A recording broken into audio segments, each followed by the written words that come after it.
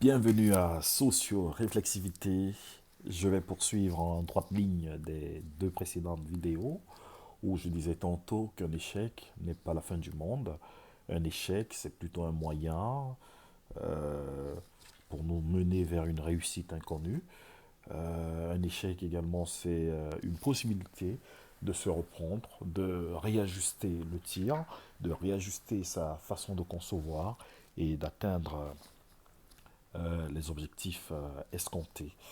Cela me fait penser à une citation d'un ancien président de la République française, dont je ne vais pas nommer ici, qui a dit J'ai plus appris de mes échecs que de mes réussites. Qu'est-ce que ça signifie? Ça signifie que un échec vous apprend plus de choses que ne vous apprend une réussite. Une réussite est presque spontanée, lunaire. Or, un échec, euh, il tape là où ça fait mal et cela vous permet également de voir ce qui n'a pas fonctionné et de voir ce qui peut être fait pour que ça fonctionne au prochain coup. Voilà, donc avoir des objectifs à la hauteur de ses talents ne signifie pas qu'on réussira toujours, mais c'est avoir des objectifs pour lesquels on travaille, pour lesquels on met tout en œuvre pour atteindre des résultats qui soient probants. Donc ne jamais se décourager dans un service lorsqu'un dossier est difficile à traiter, lorsqu'il y a des situations compliquées. C'est souvent dans ces cas-là qu'on apprend plus que dans un dossier, dans un projet qui roule, qui fonctionne, qui va tout seul. Or, lorsqu'on a eu des obstacles, des difficultés, alors là, on est prêt à trouver les outils nécessaires pour aboutir à quelque chose de, qui va mener à la réussite. Voilà. C'est comme, en fait, reculer face à la réussite, non, face à l'échec plutôt, ce serait comme avoir de l'or entre les mains et ne pas savoir l'exploiter.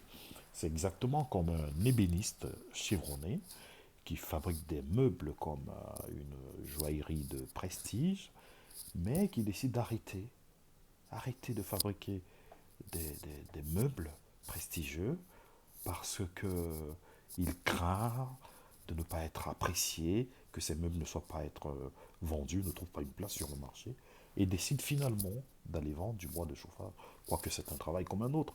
Mais lorsqu'on a du talent, lorsqu'on a des atouts, autant les valoriser, autant les mettre, euh, les valoriser tout simplement, les mettre en exergue. Voilà, et ne pas avoir cette timidité de réaliser ce dont on est capable. Et parfois on entend des voix dissonantes qui peuvent nous décourager, mais lorsqu'on sait ce dont on est capable, il faut au moins essayer. Et même si ça échoue, même si ça ne marche pas, au premier, au second, au troisième coup, ce qui est certain, si on a du talent, si on sait faire des choses, ça finira par marcher. Voilà, donc avoir cet état d'esprit de vainqueur, de gagnant et non de perdant, ça aide vraiment dans un groupe de travail, dans une entreprise, des états d'esprit pareils. Et le cabinet EB Consulting booste ces attitudes, vous amène à monter puissance 100 au niveau de compétences que vous avez parce qu'on va chercher en vous des leviers, des choses en dormance parce qu'il n'y a que vous pour vous relever, il n'y a que vous pour vous faire avancer, mais vous avez besoin d'un intermédiaire, d'une d'un interprète, comme un médecin. On a mal lorsqu'on va chez un médecin, on a mal, on sait qu'on a mal, mais on n'arrive pas à interpréter le mal.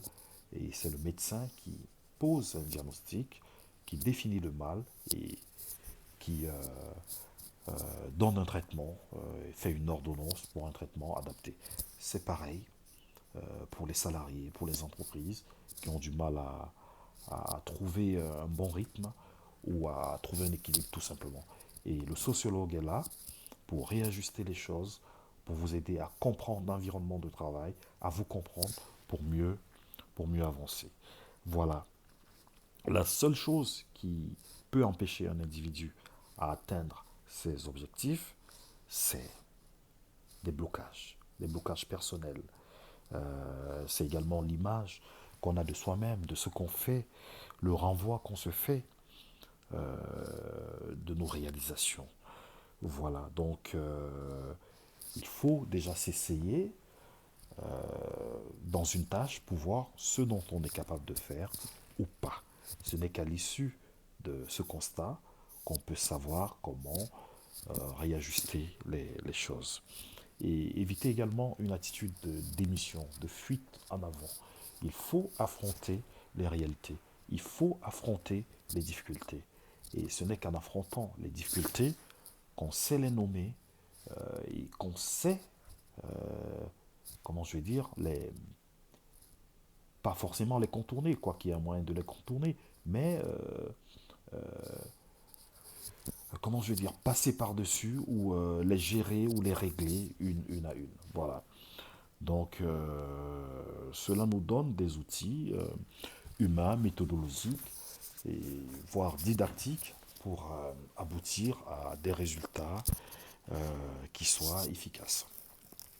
Voilà ce que je pouvais dire aujourd'hui pour l'attitude du gagnant et du perdant. Et retenez ceci, ce n'est pas le costume, ce n'est pas la paire de chaussures, ce n'est pas la coupe de cheveux d'un individu qui le rend charismatique, qui lui donne confiance en soi, quoique ça puisse aider, mais ce sont les éléments qui constituent son mental.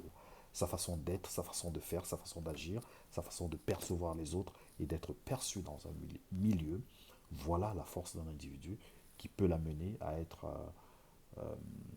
un vecteur de réussite dans une entreprise. Je vous remercie et à tout de suite pour la dernière vidéo.